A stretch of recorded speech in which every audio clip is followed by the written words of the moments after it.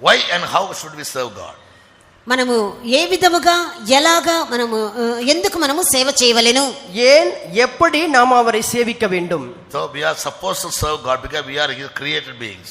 మనము ఆయన చేత సృష్టించబడి ఉన్నాము కాబట్టి మనము ఆయనకు సేవ చేయవలసిన వారము. நாம் அவர் மூலமாக சிருஷ்டிக்கப்பட்டிருக்கிறபடியால் நாம் அவருக்கு சேவிக்க வேண்டும். All the created things, the fowls and everybody is worshiping their God in their own way.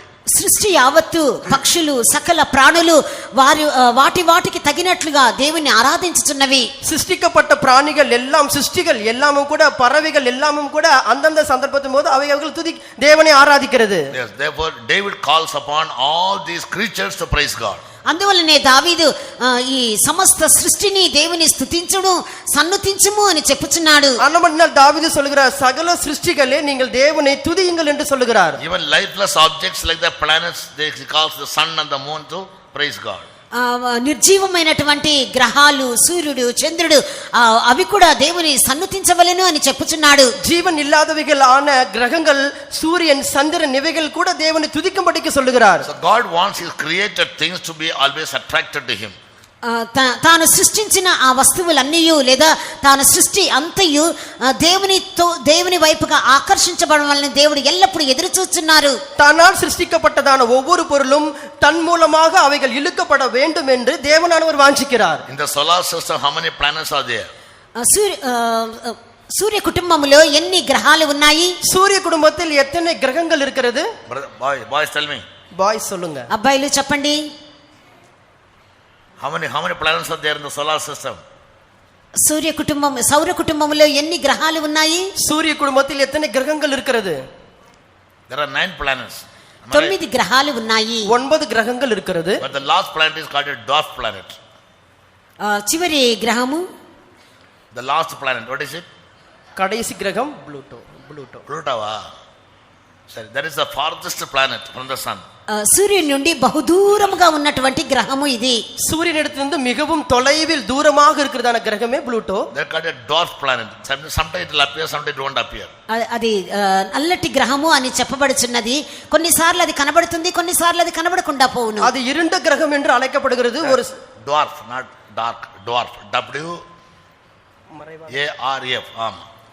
Dark planet. அது ஒரு மறைந்த கிரகம் என்று அழைக்கப்படுகிறது. சில சந்தர்ப்பத்தின் போது தெரியும், சில சந்தர்ப்பத்தின் போது தெரியாது. మరుగుగా ఉన్న ఒక గ్రహము. But it is really existing. అయితే ఆ గ్రహము ఉన్నది. ஆனால் அந்த கிரகம் இருக்கிறது. So the farthest planet, గ్రహాల్లో దూరముగా ఉన్నది, గ్రహంగల్లో మిகவும் దూరமாக இருக்கிறது. the less the visibility constantly.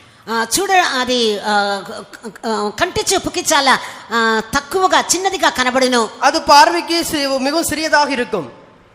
ரொம்ப தூரமா இருக்கிறதுனால சிலப்போ அது வெளிப்படவே செய்யாது, அப்பியர் ஆகாது. చాలా దూరంగా ఉన్నందువలన కొన్నిసార్లు అది కనబడుతుంది, కనబడదు. அது ரொம்ப தூரமாக இருக்கிறபடினால் சில நேரத்தில் கண்களுக்கு தெரியாது. There are many dwarf type of believers in our church also. మన సంఘములో కూడా కొంతమంది విశ్వాసులు ఈ విధంగా మరుగుగానే ఉన్నారు.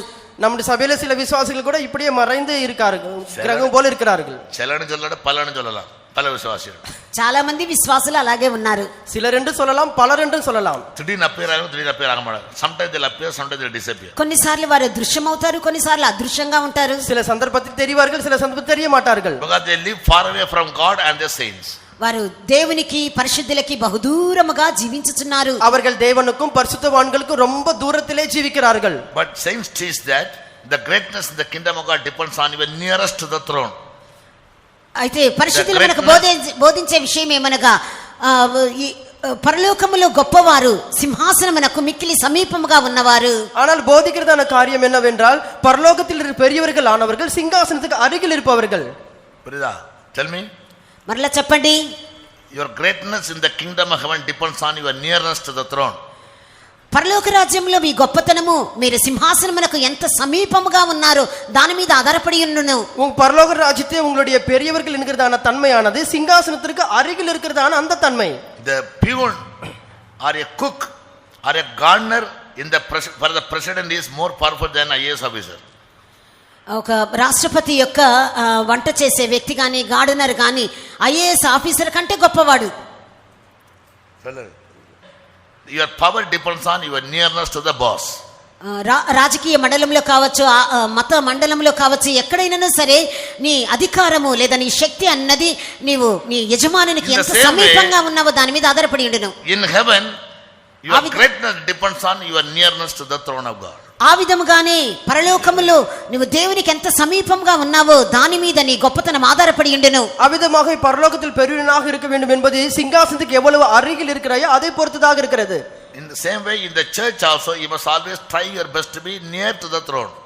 సంఘములో కూడా మీరు ఎల్లప్పుడూ సింహాసనమునకు దగ్గరగా ఉండడానికి శక్యమైనంతగా ప్రయత్నించాలి. ஆனபடியால் சபையிலேயும் கூட எப்பொழுதும் சிங்காசனத்துக்கு அருகில் இருக்கும்படிக்கு நீங்கள் எப்பொழுதும் முயற்சி பண்ணுங்கள். எப்போதாவது வந்து எங்கேயாவது உட்கார்ந்து தலைமறைவா இந்த புளூட்டோ பிளானட் மாதிரி ஓட்டிடக்கூடாது. ఎప్పుడో ఒకసారి వచ్చి అలా వెళ్ళిపోకూడదు. எப்பயாவது வந்து மறைஞ்சிருந்து ஒரு ப்ளூட்டோ கிரகத்தை போல போயிடக்கூடாது. 11 o'clock வருவீங்க, 12 o'clock வருவீங்க, எங்க மூலையில உட்கார்ந்திருப்பீங்க.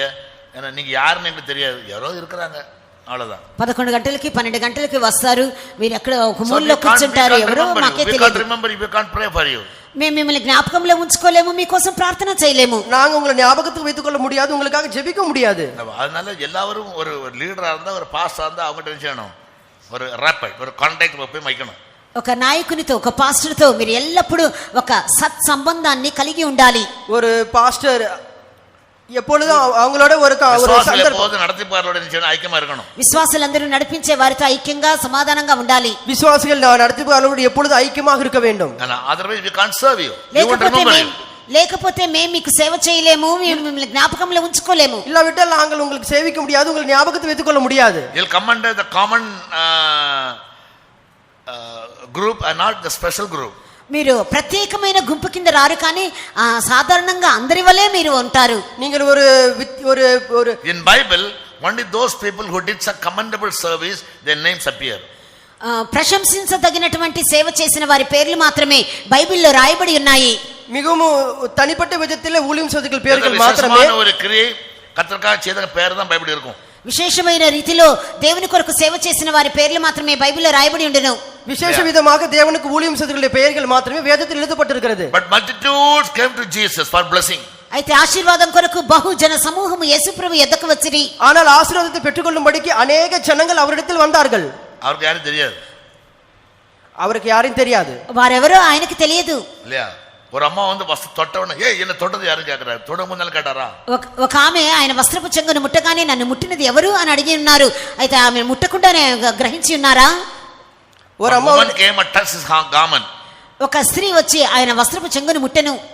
ஒரு ஸ்திரீ வந்து அவருடைய வஸ்திரத்துடைய தொங்கலை முட்டினா, தொட்டால். Immediately Jesus said, who is that who touched my garment? వెంటనే నా వస్త్రపు చెంగును ముట్టినది ఎవరు అని యేసుప్రభు అడిగిరి. உடனே என்னுடைய வஸ்திரத்துடைய தொங்கலை தொட்டது யார் என்று கேட்டார். Yes, so before she touched him, he never knew her. ఆమె ముట్టడానికి ముందు ఆమె ఎవరో ఆయనకు తెలియదు. அவரை தொடுவதற்கு முன்பாக அவர் யார் என்று அவருக்கு தெரியாது. Zacchaeus to see Jesus climbed on a tree. యేసుని చూడగోరి జక్కయ్య ఒక చెట్టుని పైకెక్కెను. సగేయు యేసుவை பார்க்கும்படிக்கு ஒரு மரத்தின் மேல் ஏறினான். Yeah, he does something very special. అతను ప్రత్యేకమైన కార్యాన్ని చేశాడు. அவன் ஏதோ ஒரு சிறந்த ஒரு விசேஷமான காரியம் செய்தான். ஒரு விசேஷமான காரியம். எல்லார் லுக்கில் அவனுக்கு லுக், அது ஸ்பெஷல் லுக். అందరి వలే కాదు, ఇది ఒక ప్రత్యేకమైన ఒక చూపు. எல்லாரும் போல இது ஒரு விசேஷமான ஒரு பார்வை. உலகத்துல கூட if you want to be famous, either you must be a number one criminal or you must be a politician or you must be a cine actor. లోకంలో కూడా ఒక ప్రత్యేకమైన వ్యక్తిగాను గుర్తింపబడిన వ్యక్తిగా మారాలంటే రాజకీయ వ్యక్తిగా మారాలి, లేదా సినీ యాక్టర్ గా మారాలి. உலகத்தில் ஒரு தனிப்பட்ட மனிதனாக நீ மாற வேண்டும் என்று சொன்னால், ஒரு விசேஷித்த மனிதனாக நீ மாற வேண்டும், ஒரு சிறந்த மனிதனாக நீ மாற வேண்டும் என்று சொன்னால் நீ அரசியல்வாதியாக இருக்க வேண்டும் அல்லது ஒரு நடிகனாக இருக்க வேண்டும். இல்லடா, அதான் மூணாவது முக்கியம். யாரு? ஒரு குண்டாவா இருக்கணும், ஒரு குற்றவாளியாக இருக்க வேண்டும், ఒక గుండాగా లేదా నేరస్తునిగా ఉండాలి. ஆமா, இந்தியாவுல எல்லா பிரைம் மினிஸ்டர்ஸ் பேரு ஜனங்களுக்கு தெரியாது. ஆனா நன்மையான காரியங்கள், தீமையான காரியங்கள் செய்து always live a life close to Jesus and close to the leaders of the church, so that they will remember you and they can uphold you in their prayers and intercede on your behalf as when you find some problems. ఎల్లప్పుడూ యేసుకు సమీపంగా జీవించండి. సంఘంలోని నాయకులకు నడిపించే వారికి సమీపంగా జీవించినట్లయితే వారు ఎల్లప్పుడూ మిమ్మల్ని జ్ఞాపకంలో ఉంచుకొని మీ కొరకు విజ్ఞాపన చేయుదురు. మీ సమస్యల సమయంలో మీకు సహాయకరంగా ఉందురు. நீங்கள் எப்பொழுதும் இயேசுவுக்கும் பரிசுத்தவான்களுக்கும் நீங்கள் நெருங்கி ஐக்கியமுள்ளவர்களாக இருங்கள். அப்பொழுது உங்களுக்கு பிரச்சனைகள் சந்தர்ப்பத்தின் போது அவர்களுக்கு உதவி செய்வார்கள், ஜெபிப்பார்கள். We are called to serve God. దేవుని సేవించుటకు మనం పిలువబడి ఉన్నాము. இரண்டாவதாக நாம் தேவனை சேவிக்கும்படிக்கு அழைக்கப்பட்டிருக்கிறோம். Why should we serve and how should we serve? How many of you have this message written in a diary or paper? మనం ఏ విధంగా దేవుని సేవించవలెను, మనము ఎందుకు దేవుని సేవించవలెను అని రెండు విషయాలు నేర్చుకొని ఉన్నాము. ఈ విషయాలు మీ డైరీలో రాసుకున్న వారు ఎంతమంది? ஏன் தேவனை நாம் சேவிக்க வேண்டும், எப்படி நாம் தேவனை சேவிக்க வேண்டும் என்கிறதான காரியத்தை உங்கள் எத்தனை பேர் டைரி எழுதி வைத்திருக்கிறீர்கள்? எதுங்க చేయి పైకెత్తండి. வச்சிருக்கீங்களா? அது திருப்பி we must revise it. మరలా దాన్ని తిరిగి చదవాలి. அது மறுபடியும் ஒரு முறை வாசிக்கலாம். The backbench students they won't write, therefore they will never correct their lives or amend their ways. వెనకల కూర్చున్న వాళ్ళు ఇది రాసుకోరు, అందువలన వారి జీవితాలని సరిదిద్దుకొనరు, వారి మార్గాలను సరి చేసుకొనరు. பின்னாடி இருக்கிறவங்க இந்த காரியங்களை எழுதி கொள்ள மாட்டாங்க, அவங்க தன் ஜீவித்தை அதனால மாற்றிக்கொள்ளவும் மாட்டாங்க. Why you wrote the thing? Because you came and sit in the front line. మీరెందుకు రాసుకొని ఉన్నారు? మీరు ముందుగా వచ్చి ముందుగా కూర్చుని ఉన్నారు కాబట్టి. ஏன் நீங்க எழுதிருக்கீங்க? நீங்க முன்னாடி வந்து முன்னாடி உட்கார்ந்து இருக்கிறதுனால. In the schools also, పాఠశాలల్లో కూడా, பள்ளிக்கூடத்திலேயும் dull students will be called backbench students. మొద్దు పిల్లలందరూ వెనకల కుర్చీల్లో కూర్చునే పిల్లలు అని పిలువబడతారు. டல் ஸ்டூடண்ட்ஸ் எல்லாரும் பின்னாடி உட்கார்றதான மாணவர்கள் என்று அழைக்கப்படுவார்கள். அழைக்கப்படல அப்படிதான் சொல்லுவாங்க. நான் படிக்கும்போது the last bench students பேர் என்ன? backbench students. Who are they? వెనకల కూర్చునే విద్యార్థుల పేరేమిటి? వారు ఎలా ఉంటారు? லாஸ்ட் பெஞ்சில உட்கார்றதான ஸ்டூடண்ட்ஸ் என்ன சொல்வாங்க? அவங்க எப்படி இருப்பாங்க? அப்பா அம்மா சொல்றதுனால ஸ்கூலுக்கு வருவான், படிக்க மாட்டான். అమ్మా నాన్న చెప్పినందువల్లనే వారు పాఠశాలకు వస్తారు, వాళ్ళు చదువుకోరు. అమ్మా அப்பா சொல்றதுனால அவங்க ஸ்கூலுக்கு வருவாங்க, அவங்க படிக்க மாட்டாங்க. టీచర్స్ விருப்பம் இருக்காது. నల్లటి ముఖాన్ని చూసి టీచర్లకు బోధించడానికి కూడా ఇష్టం ఉండదు. அந்த టీచర్స్ విரும்ப மாட்டாங்க. அதனால பண்ணுவாங்க, எங்கயா தொலைன்னு சொல்லி பின்னால போட்டுருவாங்க. ఏదో విధంగా పోండి అని చెప్పి వెనకల బెంచీలో కూర్చోబెడతారు. எப்படியாவது எங்கயாவது இருன்னு சொல்லி பின்னாடி பெஞ்சில போட்டுருவாங்க. அவன் கொஞ்சம் சொல்லிட்டு இருப்பான், விளையாண்டுட்டு இருப்பான், ஏதாவது பண்ணிட்டு இருப்பான். మరి ఏదో ఒక పనులు ఆడుకుంటూ ఏదో పనులు చేస్తూ ఉంటారు. அவன் ஏதோ ஒரு காரியத்தை செஞ்சுட்டு விளையாடிட்டு இருப்பான். So the excellent students will be in the front line. ఉత్తమమైన తెలివితేటగల పిల్లలందరూ ముందు భాగంలో కూర్చుంటారు. மிகவும் அறிவு இருக்கிற தெளிவான எக்ஸலென்ட் ஸ்டூடண்ட்ஸ் எல்லாரும் முன்னாடி உட்காருவாங்க. So never try to keep away from God. Don't go too far away from God or the leaders. You'll be like a Pluto planet. దేవుని వద్ద నుండి నడిపించే నాయకుల వద్ద నుండి బహు దూరముగా మీరు వెళ్ళిపోకండి. ఒకవేళ అలా చేసినట్లయితే మీరు ప్లూటో గ్రహం వలె ఉంటారు. நீங்க சபையை நடத்துபவர்களை விட்டு தேவனை விட்டு நீங்க மிக தூரமாக போய் விடாதீங்க. அப்ப நீங்க தூரமா போயிட்டீங்கன்னா புளூட்டோ கிரகத்தை போல இருப்பீங்க. Yes, because that cannot be easily attracted by the sun. అది సూర్యుని చేత సులభంగా ఆకర్షింపబడదు. அது சூரியன் மூலமாக மிக லகுவாக கவரப்படாது. All the 8 planets, major planets, పెద్ద గ్రహాలైనటువంటి ముఖ్యమైన 8 గ్రహాలు, மிகவும் பெரிய மிகவும் 8 கிரகங்களும், எல்லா 8 கிரகங்களும், and there are sub planets like the moons. దానికి ఉపగ్రహాలు, చంద్రుని వలె ఉపగ్రహాలు ఉండును. அவைகளுக்கு சில கிரகங்கள் இருக்கும், சந்திரனை போன்ற சில துணை கிரகங்கள் இருக்கும். எர்த்துக்கு பூமி, எர்த்துக்கு மூன் ஒரு சப் பிளானட். భూమికి చంద్రుడు ఒక ఉపగ్రహము, பூமிக்கு சந்திரனானது ஒரு துணை கிரகமாக இருக்கிறது. There are many planets, they have moons. అనేక గ్రహములకు ఈ విధంగా చంద్రులు ఉపగ్రహాలు ఉన్నాయి. అనేక கிரகங்களுக்கு கூட இப்படிப்பட்டதான ஒரு துணை கிரகங்கள் மூன் சந்திரன் இருக்கும். All the planets are orbiting on their own axis. ప్రతి గ్రహము ఈ 8 గ్రహాలు వాటి కక్షలలో పదముల్లో తిరుగుతూ ఉండును. இந்த எல்லா கிரகங்களும் இந்த துணை கிரகங்கள் எல்லாரும் கூட தனக்கு தானே தன்னுடைய சுற்றுப்பாதையிலே சுற்றி கொண்டிருக்கும். They all revolve around the sun, being attracted by the magnetic power of the sun. అవన్నీ సూర్యుని చేత ఆకర్షించబడి సూర్యుని చుట్టూ తిరుగుతూ ఉన్నాయి. இவைகள் எல்லாம் கூட சூரியன் மூலமாக இழுக்கப்பட்டு சூரியன் சுற்றியே திரிந்து வருகிறது. Similarly, therefore David said our God is a sun and shield.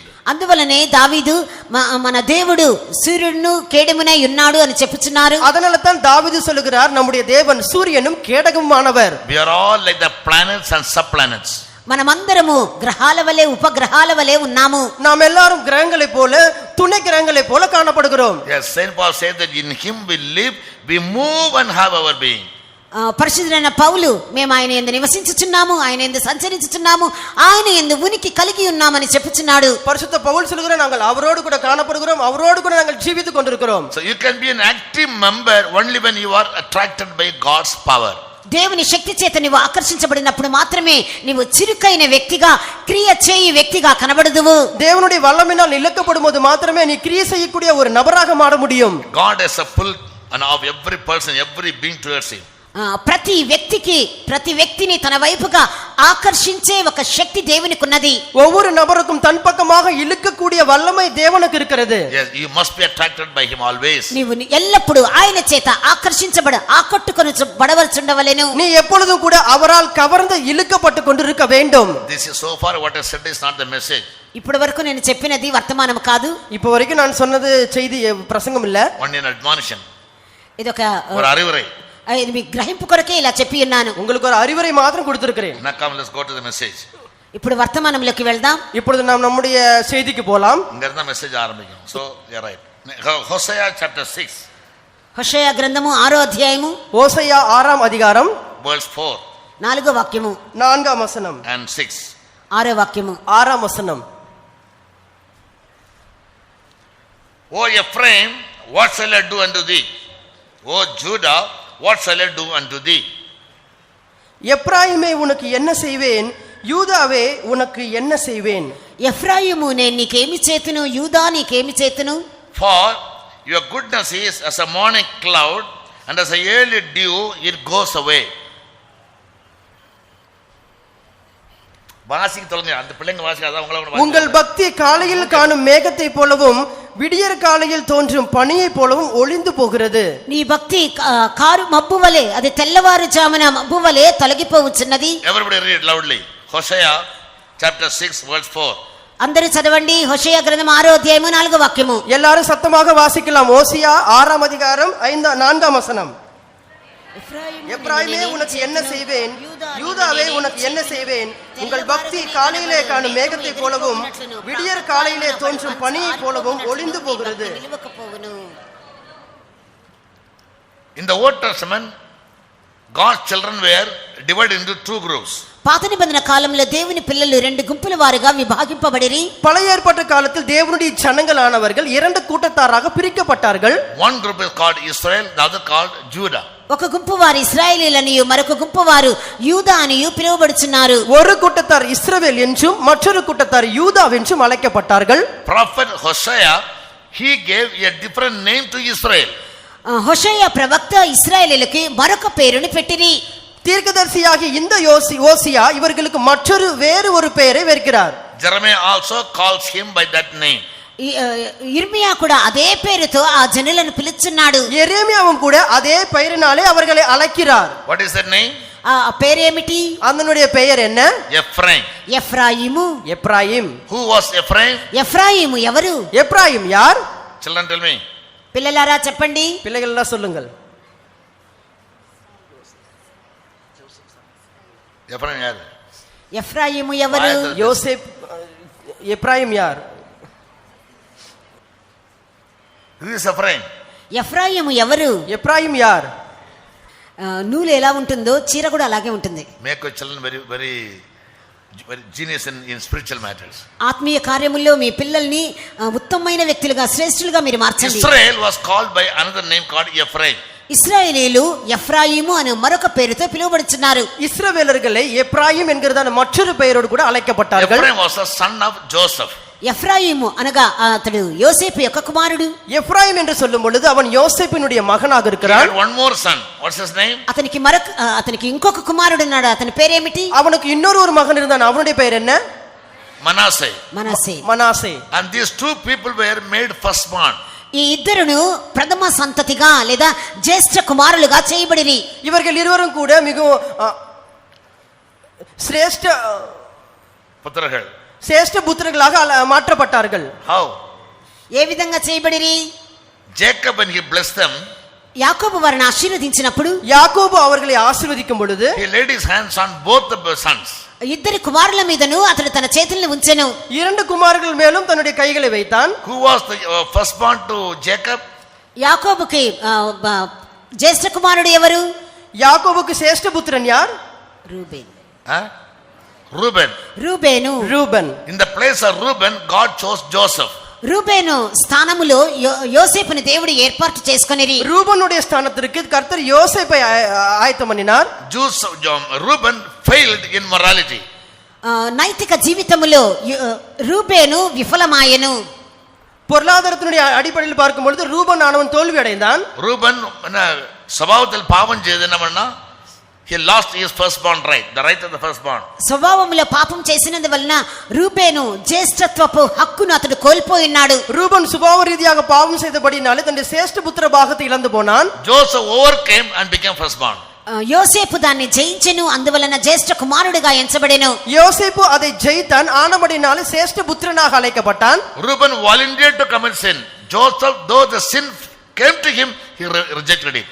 Reuben స్వచ్ఛందంగా పాపమును చేసెను, అయితే యోసేపు యొద్దకు పాపము వచ్చినప్పటికీ అతడు ఆ పాపమును జయించెను. ரூபன் தானாகவே போய் பாவம் செய்தான், ஆனால் யோசேப்பு தன்னை பாவம் தேடி வந்தபோதும் பாவம் செய்யவில்லை. Therefore God made him the firstborn in the place of Reuben. అందువలనే రూబేను స్థానములో యోసేపును దేవుడు జ్యేష్ఠ కుమారుడిగా చేసెను. ஆனபடினால் ரூபனுடைய அந்த ஸ்தானத்திற்கு யோசேப்பை சேஷ்ட புத்திர குமாரனாக மாற்றினார். When Jacob, his father, went to bless him, అతని తండ్రి అయినటువంటి యాకోబు అతన్ని ఆశీర్వదించుటకు వచ్చినప్పుడు, அவனுடைய தகப்பனாகிய யாக்கோபு அவனை ஆசீர்வதிக்கும்படி வந்த பொழுது, yes, Jacob placed his hands on both the sons and made them firstborn యాకోబు యోసేపు in the యొక్క place of Joseph.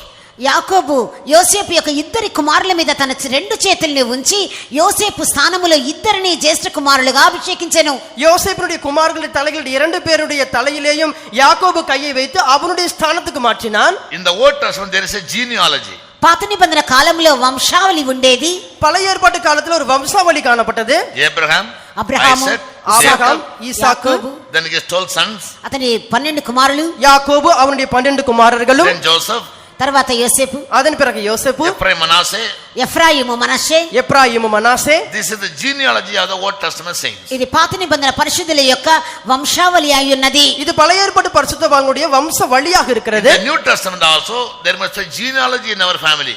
కృత నిబంధనలో కూడా మన కుటుంబములో వంశావళి ఉండవలెను. புதிய ஏற்பாட்டு காலத்திலேயும் கூட நம்முடைய குடும்பத்திலேயும் ஒரு வம்சாவளி இருக்க My வேண்டும். father was a believer, I am a believer, my son is a believer, my grandson will be a believer. మా తండ్రి విశ్వాసి, నేను విశ్వాసిని, నా కుమారుడు విశ్వాసి, నా మనవడు విశ్వాసి. என்னுடைய தகப்பன் விசுவாசி, நான் விசுவாசி, என்னுடைய மகன் விசுவாசி, என்னுடைய பேரன் விசுவாசி. For many generations we must serve God.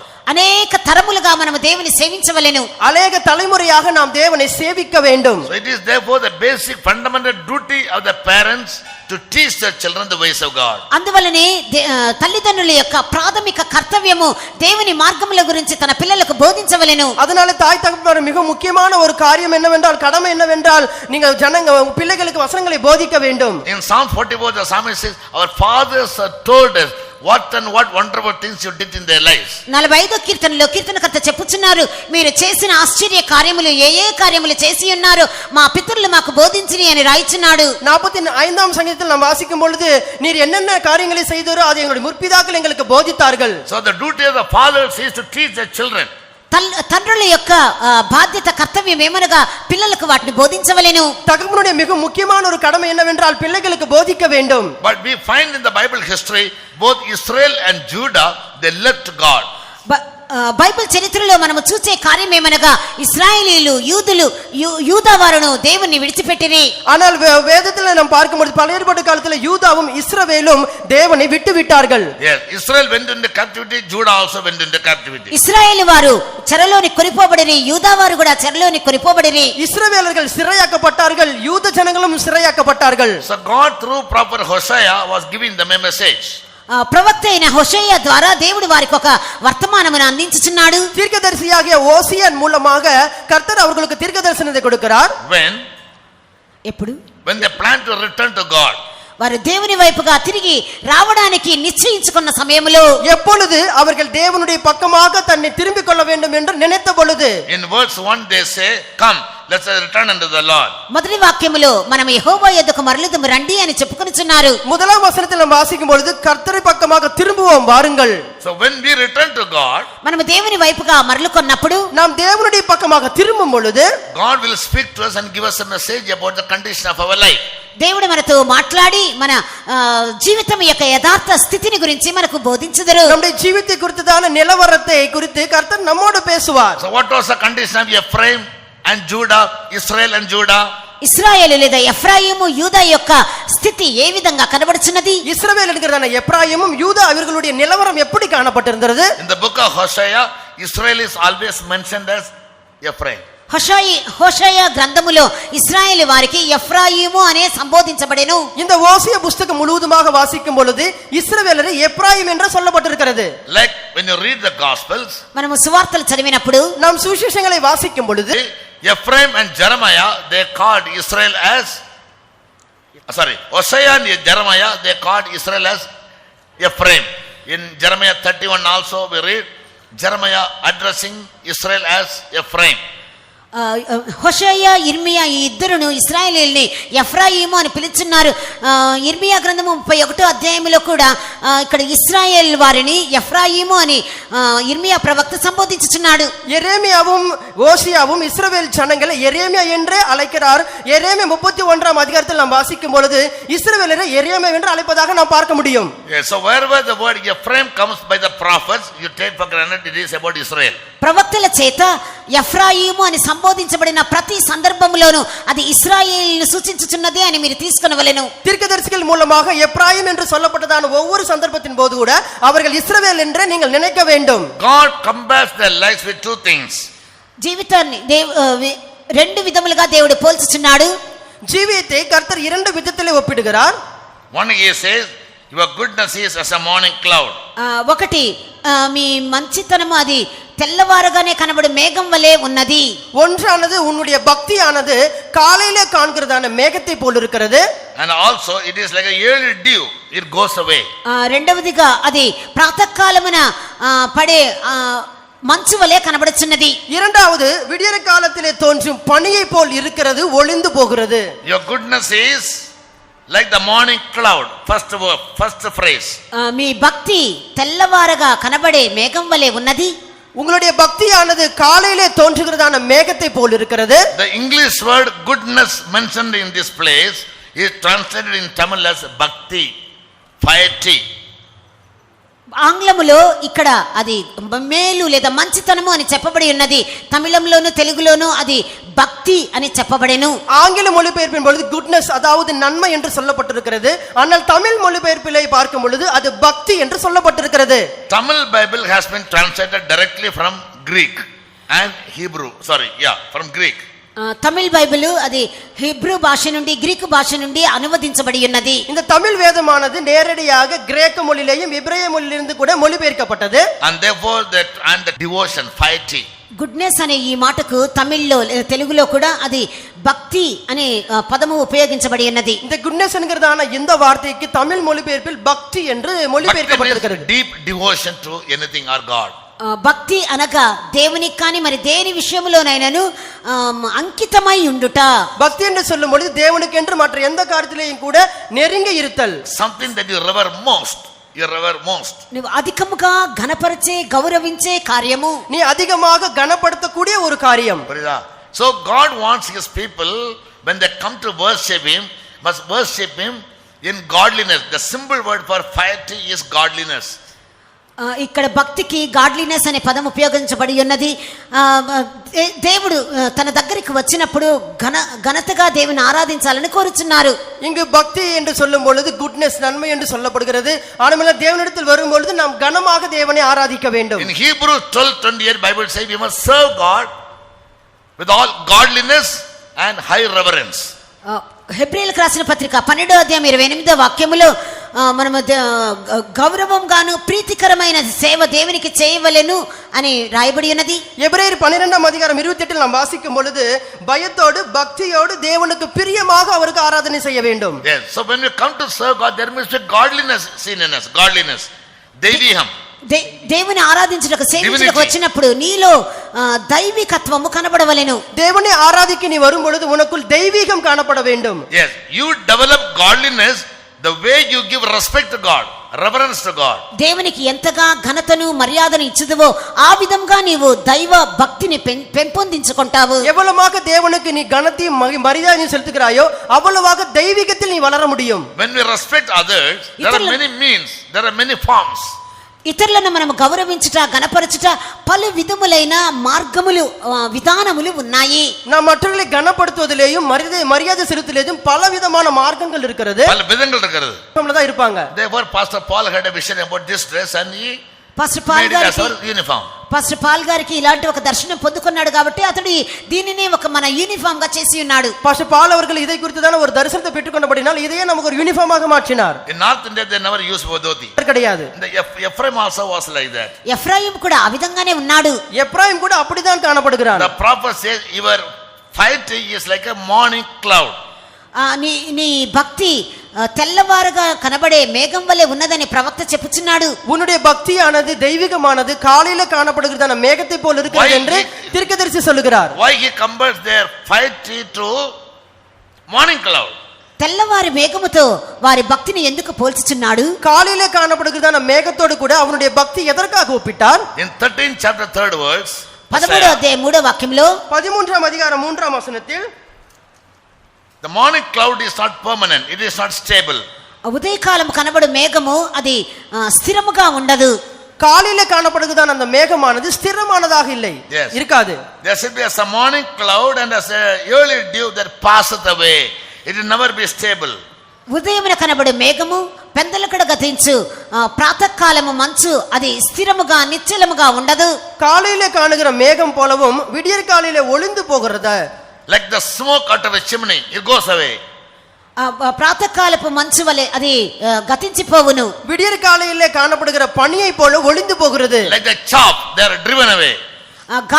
గాలికి ఎగరగొట్టు పొట్టు వలె కిటికీలో నుండి పొగ వలె అది ఉండును. பெருங்காற்று களத்திலே பறக்கெடுக்கிற பதரை போல இருக்கிறது. Everybody read 13th chapter 3rd verse. 13వ అధ్యాయం 3వ వాక్యము బిగ్గరగా చదవండి. 13వ అధికారం 3వ వచనం எல்லாரும் சேர்ந்து வாசிக்கலாம். అందరూ బిగ్గరగా చదవండి. எல்லாரும் சத்தமாக வாசிக்கலாம். కాబట్టి వారు ఉదయమున కనబడు మేఘం వలెను పెందలకడ పోలவும் విడియற் காலையிலே ஒளிந்து போகிற பனியை போலவும் பெருங்காற்று களத்திலே பறக்கெடுக்கிற பதரை போலவும் புகைக்குண்டில் எரிந்து போகிற புகையை போலவும் இருப்பார்கள். That means their bhakti is not stable. దాని అర్థము వారి భక్తి స్థిరమైనది నిలవరమైనది కాదు. அதனுடைய అర్థமானது அவங்களுடைய பக்தியானது நிலவரமானது நிலைத்தது அல்ல. It is always wavering or fluctuating or remain unstable. అది ఎల్లప్పుడూ ఇటు అటు కదులుచు అస్థిరముగా ఉండును. அது அப்படி இப்படி அசைகிற ஒரு நிலை இல்லாத காரணமாக இருக்கும்.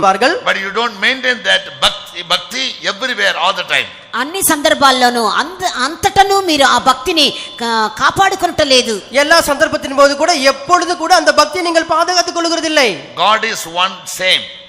దేవుడు ఒక్కరే, ఆయన ఏకరీతిగా ఉన్నారు. கர்த்தர் ஒருவரே, அவர் மாறாதவராக இருக்கிறார். According to situation you cannot change your devotion to him. పరిస్థితికి తగినట్లుగా ఆయన పట్ల నీ భక్తిని మార్చుకొనకూడదు. சந்தர்ப்பங்களுக்கு தகுந்த விதமாக அவருடைய பட்சத்தில் நீ உன்னை மாற்றிக்கொள்ள கூடாது. Therefore the 4th verse God says, yet I am the Lord your God from the land of Egypt, from the day I saved you from the world, I am your God. అందువల్ల 4వ వాక్యములో మీరు ఐగుప్తు దేశముల నుండి వచ్చినది మొదలుకొని యెహోవానగు నేనే మీ దేవుడను, నీవు ఏ దేవుణ్ణి ఎరుగువు, నేను తప్ప రక్షకుడు లేడు. அதனால தான் 4ஆம் வசனத்தை நாம் வாசிக்கும் பொழுது நான் உன்னை எகிப்து தேசத்திலிருந்து அழைத்துக் கொண்டு வந்து முதல் உன் தேவனாகிய கர்த்தராக இருக்கிறேன், నేను తప్ప వేరే దేవుడు నీకు లేడు, என்னை அன்றி வேறே தேவன் உனக்கு இல்லை. If you are my devotee, I want to see that devotion every time, everywhere, without being changed, without being driven away like the chaff which is carried away by the wind. నీవు నా భక్తుడుగా ఉన్నట్లయితే అన్ని చోట్లను అంతటను అన్ని వేళలా ఆ భక్తి నీలో అలాగే కనబడవలెను. గాలికి ఎగిరిపోవు పొట్టు వలె నీ భక్తి తొలగిపోకూడదు. In James 1:27, యాకోబు రాసిన పత్రిక 1:37లో, యాకోబు 1:37 James says, pure religion and unspotted from the world. నిష్కలకమైన భక్తి ఏమనగా లోక మాలిన్యము తనకు అంటకుండా చూచుకొనుట. తండ్రి అయిన దేవుని ఎదుట పవిత్రమును నిష్కలంకమునైన భక్తి ఏదనగా దిక్కులేని పిల్లలను విధవరాండ్రను వారి ఇబ్బందిలో పరామర్శించుటయు ఇహలోక మాలిన్యము తనకంటకుండా తన్ను తాను కాపాడుకొనుటయు. திக்கற்ற பிள்ளைகளும் விதவிகளும் படுகிற உபத்திரத்திலே அவர்கள் விசாரிக்கிறதும் உலகத்தால் கரைபடாதபடிக்கு தன்னை காத்துக் கொள்ளுகிறதுமே பிதாவாகிய தேவனுக்கு முன்பாக மாசில்லாத சுத்தமான பக்தியாக இருக்கிறது. Bhakti, here again Tamil the word bhakti is used. What is true bhakti? నిజమైన భక్తి ఏమిటి? உண்மையான பக்தி என்று சொன்னால் என்ன? Pure religion. నిష్కళంకమైన భక్తి, మాసిల్ల సుత్తమాన That భక్తి. is living an undefiled life before God. దేవుని ఎదుట మలిన పరచబడినటువంటి ఒక జీవితమును చేయుట, దేవునికి முன்பாக கரை இல்லாதப்பட்ட ஒரு ஜீவியம். Also to visit the fatherless and the widows in their affliction and to keep himself unspotted by the world. Clean life. దిక్కులేని పిల్లల్ని విధవరాండ్లను వారి ఇబ్బందిలో పరామర్శించుట, ఇహలోక మాలిన్యము తనకు అంటకుండా తన్ను తాను కాపాడుకొనుటయే. திக்கற்ற பிள்ளைகளை விதவைகளை பருகிற உபத்திரத்திலே அவர்களை பராமரித்து விசாரிப்பதும் உலகத்தால் கரைப்படாததுமாக இருப்பதே மாசில்லாத சுத்த பக்தி. So at that time when you were saved, నీవు రక్షించబడిన సమయములో, நீ ரட்சிக்கப்பட்ட அந்த சந்தர்ப்பத்தின் போது you had this piety in life. నీ జీవితంలో ఇటువంటి భక్తి నీకుండెను. உன்னுடைய ஜீவித்தில் இப்படிப்பட்ட பக்தி காணப்பட்டது. But in the due course, అయితే ఆ మధ్య కాలములో, ஆனால் அந்த இடைப்பட்ட காலத்தில் your devotion is disappeared. నీ భక్తి కనబడకుండా పోయెను. உன்னுடைய பக்தி மறைந்து விட்டது. You have become an ordinary person. నీవు సాధారణమైన వ్యక్తిగా మారిపోయావు. நீ ஒரு சாதாரணமான நபராக மாறிவிட்டாய். Come to meeting, you pray, you give testimony, but the devotion, the godly fear is not there. కూటానికి Godly reverence is not there. కూటానికి వస్తావు, సాక్ష్యం చెప్తావు, తిరిగి వెళ్తావు. అయితే దైవికమైన భక్తి, ఆ దేవుని పట్ల నీ ఘనత గౌరవము ఇప్పుడు లేదు. கூட்டங்களுக்கு வருவாய், நீ தேவனை ஆராதிப்பாய், ஆனால் முன்பு போல தெய்வீகமான பக்தி, தெய்வீகமான அந்த மரியாதை கனமும் உனக்கு இல்லை. But Bible says in Psalm 4:3, 4వ కీర్తన 3వ వాక్యంలో బైబిల్ ఇలా చెప్పుచున్నది. 4ஆம் சங்கீதம் 3ஆம் வசனத்தில் வேதம் இவ்விதமாக சொல்லுகிறது. from the church God has chosen only the pious people, godly people to him. యెహోవా తన కొరకు భక్తులను ఏర్పరచుకొనుచున్నాడు. பக்தியில் உன்னை கர்த்தர் தமக்கென்று தெரிந்து கொள்கிறார். God has set apart the godly for himself, not all the people for himself. అందరినీ కాదు, భక్తి పరులను మాత్రమే దేవుడు తన కొరకు ఏర్పరచుకొనుచున్నారు. எல்லாரையும் அல்ல, கர்த்தர் பக்தியில் அவர்களை மாத்திரமே தனக்கென்று தெரிந்து கொள்கிறார். In the church there are many types of people. సంఘములో పలు రకాలైన మనుషులు ఉన్నారు. சபையில பார்க்கும்போது பல விதமான ரகமுள்ள ஜனங்கள் There are இருக்கிறார்கள். defiled people, undefiled people. పవిత్రమైన వారు ఉన్నారు, అపవిత్రమైన వారు ఉన్నారు. பரிசுத்தமுள்ளவர்கள் இருக்கிறார்கள், அசுத்தமானவர்கள் There are இருக்கிறார்கள். devoted people. భక్తి పరులు ఉన్నారు, பக்தி இருக்கிறவர்கள் There இருக்கிறார்கள், are ordinary people. సాధారణమైన వారు ఉన్నారు. சாதாரணமானவர்கள் இருக்கிறார்கள். So God is set apart from the church only those people who live a godly life. That is, those who fear God and give him high reverence in everything.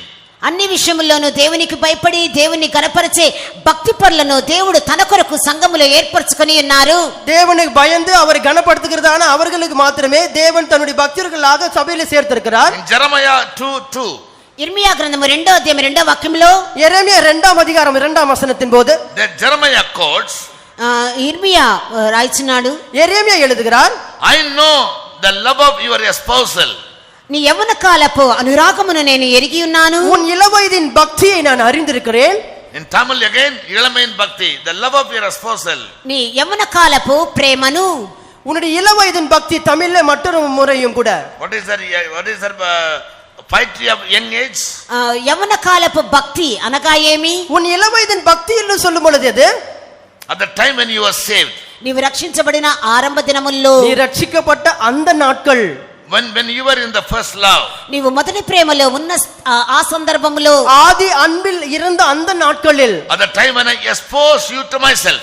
నిన్ను నాకు నేను వివాహము చేసుకున్న ఆ సందర్భములో, உன்னை நான் எனக்கென்று நியமித்துக் கொண்ட அந்த சந்தர்ப்பத்தின் போது, You were very, very godly. You were very, very God fearing. నీవు దైవ భయము కలిగి భక్తితో ఉంటివి. நீ அதிக தேவ பயத்தோடு பக்தி கலந்திருந்தாய். Yes, Deva Bayanda Bhakti. Godly fear is Bhakti. దైవ భయమే భక్తి అయ్యున్నది. தெய்வீகமான பயமே தேவ பக்தி. So always don't try to be an ordinary believer, but always try to be a devotee.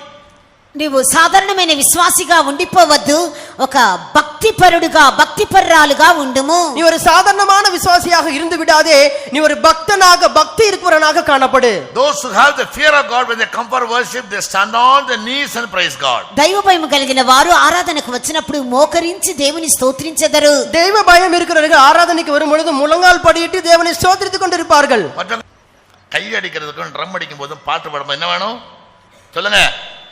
பக்தி இருக்கணும். చేతిని తట్టి கண்ணை పాటలు పాడేటప్పుడు மூடி భక్తితో தெய்வ பயத்தோடு చేయాలి. அந்த பாட்டு சரியா புரிந்து கொண்டு நினைச்சு பாடினாதான் ஆவியில் ஒரு வித்தியாசம் வரும். కళ్ళు మూసుకొని భక్తితో ఆ పాటను అర్థం చేసుకుంటూ మనం ఆత్మలో పాడినప్పుడు పాడవలెను. கண்களை மூடி நம்ம அந்த பாட்டை புரிந்து ஆவியிலே பாடணும். ஆமா, நான் சில பாட்டு பாடும்போது அழுதுருவேன். నేనైతే కొన్ని పాటలు పాడేటప్పుడు ఏడుస్తూ ఉంటాను. நான் சில பாட்டு பாடும்போது அழுதுருவேன். Sometimes one great anointing will come. అప్పుడు సరైన అభిషేకం వచ్చును. சில சந்தர்ப்பத்தில் பெரிய அபிஷேகம் வரும். ஏன்? ఎందుకు? I understand the meaning of it. నేను దాని అర్థం గ్రహించుచూ పాడుదును. அதனுடைய பொருள் நான் புரிந்து கொண்டு பாடுவேன். The seriousness of it. దాని యొక్క ప్రాముఖ్యతను గ్రహించుదును. அதனுடைய முக்கியத்துவத்தை அறிந்து கொண்டு பாடுவேன். That gives a great rejoicing in the spirit. అప్పుడు నేను ఆత్మలో సంతోషిస్తూ ఉంటాను. அப்பொழுது நான் பெரிய ஆவியில் சந்தோஷம் அடைவேன். From bhakti. నువ్వు పాడేటప్పుడు దానిలో భక్తి ఉన్నదా అని చూస్తారు. நீ பாடல் பாடும்பொழுது அதில் உனக்கு பக்தி இருக்கிறதா என்று பார்ப்பார். நான் கடந்த மாதிரி தான் பாடுவேன். எல்லா பாஷையும் தெரியாது, ஆனா எல்லா பாஷையும் பாடுவேன் நான். గాడిదలాగా పాడతాను, అన్ని భాషలు నాకు తెలియదు, అయినా అన్ని భాషల్లో పాడుతూ ఉంటాను. கழுத மாதிரி தான் பாடுவேன், எல்லா பாஷையும் எனக்கு தெரியாது, ஆனாலும் நான் பாடுவேன். ஏன்? ఎందుకు? ஏன்? The singing must be under a devotion. పాటలు పాట అది భక్తిగా ఉన్నది. பாடல் பாடுவது என்பது ஒரு பக்தியாக பக்திக்குரிய காரணமாக இருக்கிறது. அந்த தாளத்தோட தான் பாடணும். ఆ తాళముతో పాడవలెను. அதே தாளத்தோடு பாடணும். 10 நரம்பு வீணைகள்னு தாவீது சொல்றார். 10 stringed instruments. 10 తంతుల సితారా అని దావీదు చెప్పుచున్నాడు. 10 நரம்புள்ள வீணை என்று தங்கீதக்காரன் சொல்லுகிறான். ஓசை உள்ள கைத்தாளங்களோடு கர்த்தரை ஸ்துதியுங்கள். గంభీర ధ్వనిగల తాళములతో దేవుని స్తుతించుడి అని చెప్పుచున్నాడు. ஓசையுள்ள கைத்தாளத்தோடு கூட அவரை துதியுங்கள் என்று சொல்லுகிறார். In our worship, what do we sing? ఆరాధనలో మనం ఏమి పాడుచున్నాము? ஆராதனையின் போது நாம் என்ன பாடுகிறோம்? Singing converts our soul, transforms our soul. పాటలు పాడడము మన ప్రాణమును, మన ఆత్మను అది రూపాంతరపరచును. பாடல் பாடும்பொழுது நம்முடைய ஆத்மாவுக்கு ஒரு மறுரூபம் உண்டாகிறது. It brings us close to God. అది దేవునికి మిక్కిలి సమీపంగా మనల్ని మార్చును. அது தேவனோடு கூட நம்ம ஒரு நெருங்கின நபராக மாற்றுகிறது. Our soul, mind, heart, everything is saturated by divinity. మన మనస్సు, మన హృదయము, మన ప్రాణము అంతయు దైవత్వము చేత పూర్తిగా నింపబడును. நம்முடைய ஆத்மா, நம்முடைய மனது, நம்முடைய இருதயம் எல்லாமும் கூட தெய்வீகமாக மாறும். Yes, so you must sing in the spirit. మనం ఆత్మలో పాడవలెను. நாம் ஆவியிலே பாட வேண்டும். Also with understanding. అర్థం చేసుకొని పాడవలెను. கருத்தோடு கூட பாட வேண்டும். That God may be highly pleased with the song first.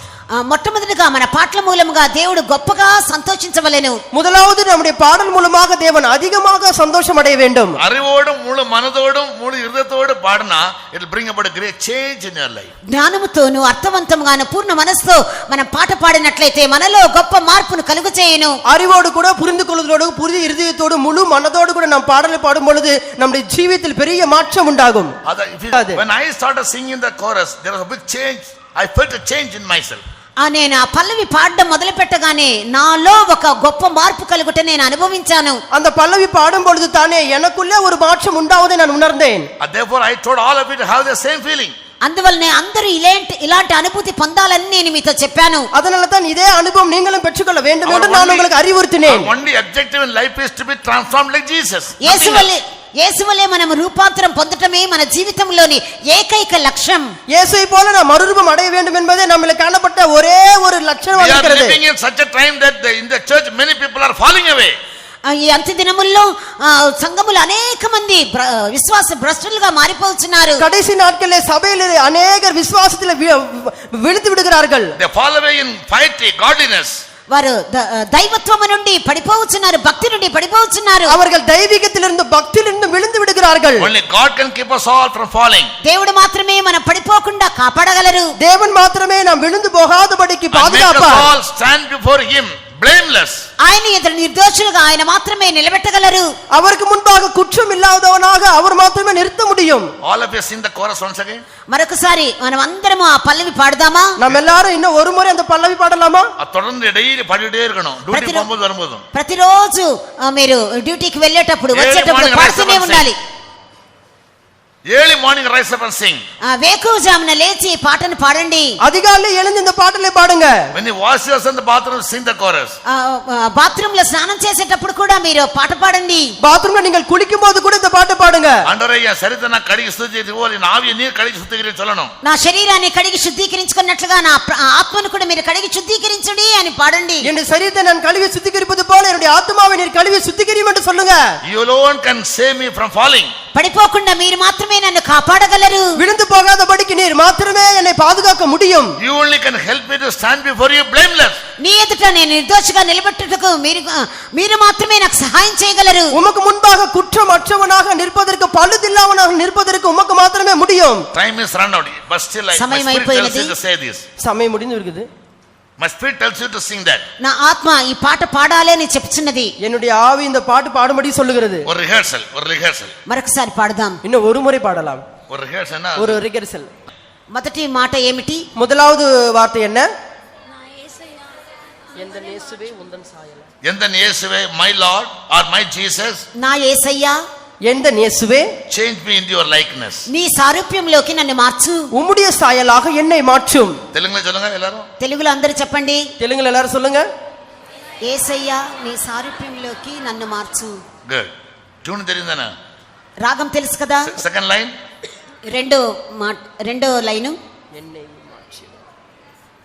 You alone can save me from falling by your mercy. నీ కనికరముతో మీరు మాత్రమే నేను పడిపోకుండా కాపాడగలరు. உம்முடைய இரக்கத்தினாலே நீர் மாத்திரமே நான் விழாதபடிக்கு பாதுகாக்க முடியும். నీ కనికరం వలన புரியல. You alone can save me from falling by your mercy. నీ కనికరము చేత நீ மட்டும் தான் என்ன எல்லா விடுதலையில இருந்து பாதுகாக்க முடியும். నీ కనికరము చేత పడిపోకుండా మీరు మాత్రమే నన్ను కాపాడగలరు. உம்முடைய தயவினாலே நான் விழாதபடிக்கு நீர் மாத்திரமே நான் பாதுகாக்க முடியும். say in Tamil and English and Telugu both. తమిళ్లోను తెలుగులోను చెప్పండి. தமிழையும் தெலுங்குலையும் சொல்லுங்கள். Keep me from falling by your mercy. Keep me from falling by your mercy. కనికరము చేత పడిపోకుండా నన్ను కాపాడుము. దయవినాலே நான் விழுந்து போகாதபடிக்கு என்னை பாதுகாத்தருளும். Third line. మూడవ లైను. மூன்றாவது வரிசை. I wish to stand before you blameless. నీ ఎదుట నిర్దోషంగా నిలబెట్ట కోరుచున్నాను. உமக்கு முன்பாக பழுதில்லாதவனாக நான் நிற்கும்படிக்கு வாஞ்சிக்கிறேன். So now in English, in Telugu and Tamil, all of us are going to sing. తమిళ్లోను తెలుగులోను ఇంగ్లీష్లోను మనం పాడబోతున్నాము. தமிழையும் ஆங்கிலத்திலையும் தெலுங்குலையும் நாம் பாட போகிறோம். Engrave this chorus on your mind. నీ మనసులో ఈ పల్లవిని పదిలపరచుకొనుడి. உங்களுடைய மனதிலே இந்த பல்லவியை பதித்து வைத்துக் கொள்ளுங்கள். Every day 10 times to sing. ప్రతిరోజు 10 సార్లు ఈ పాట పాడండి. ஒவ்வொரு நாளும் 10 முறை இந்த பாட்டை பாடுங்க. Practice it the whole week. ఈ వారమంతా మీరు అభ్యాసం చేయండి. இந்த வாரம் முழுவதுமாக பயிற்சி பண்ணுங்க. Next Sunday come and give a testimony. What change that chorus brought in your life?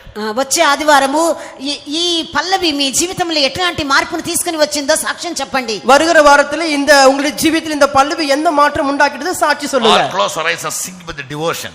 అందరూ కళ్ళు మూసుకొని భక్తితో పాడదాము. எல்லாரும் கண்களை மூடி தெய்வீகத்தோடு பக்தியோடு பாடலாம். எல்லாரும் கை அடிச்சு ஒரு நல்ல ஒரு ரிஹர்சல் ஒரு ட்ரையல் பண்ணுவோம். అందరూ చేతులు తట్టి ఈ విధంగా ఒక రిహార్సల్ చేద్దాం. எல்லாரும் கையை தட்டி ஏதோ சின்ன ரிவைஸ் பண்ணலாம். 3 times. 3 సార్లు పాడదాం. 3 வாட்டி பாடலாம். Yes, you alone can I wish to stand before you blameless. నిర్దోషిగా నీ ఎదుట నిలబడ కోరుచున్నాను. பழுதில்லாதவனாக உமக்கு முன்பாக நிற்க நான் வாஞ்சிக்கிறேன். Everybody sing with the devotion and learn it and practice it. అందరూ భక్తితో పాడండి, దీన్ని నేర్చుకోండి, దీన్ని అభ్యాసం చేయండి. எல்லாரும் பக்தியோடு பாடுங்க, இதை கற்றுக்கொள்ளுங்க, இதை பயிற்சி பண்ணுங்க. எந்தன் இயேசுவே உந்தன் சாயலாய் என்னையும் மாற்றிடுமே. எந்தன் இயேசுவே உந்தன் சாயலாய் என்னையும் மாற்றிடுமே. வலுவிடாதென்னையுமே காத்திடும் தயவாய் பழுதில்லாதும் முன்னிற்க வாஞ்சிக்கிறேன். வலுவிடாதென்னையுமே காத்திடும் பழுதில்லாதும் முன்னிற்க வாஞ்சிக்கிறேன். இந்த இயேசுவே உந்தன் சாயலாய் என்னையும் மாற்றிடுமே. இந்த இயேசுவே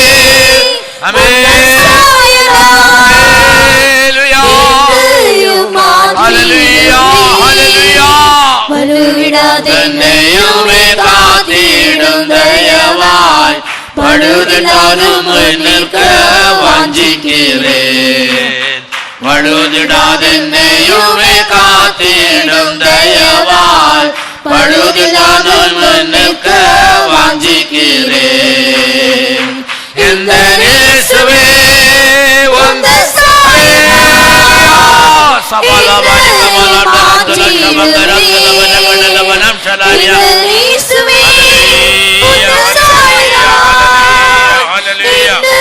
மாற்றிடுமே வலுவிடாதென்னையுமே காத்திடும்